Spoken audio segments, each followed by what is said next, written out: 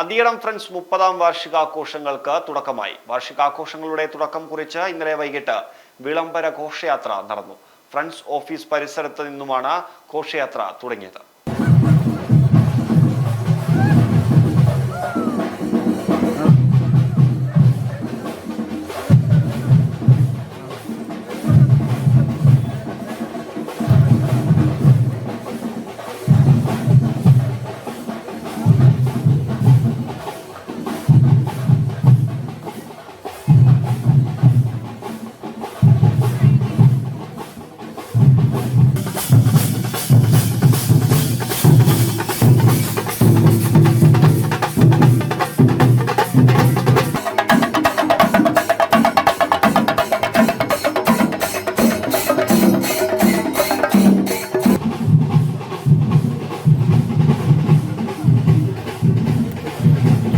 വാർഷികാഘോഷങ്ങളുടെ ഭാഗമായി ഇന്നും നാളെയും വിവിധ കലാപരിപാടികൾ നടക്കും.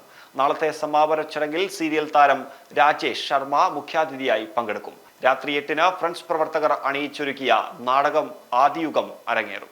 Global lab medical laboratory, Pazhayangadi.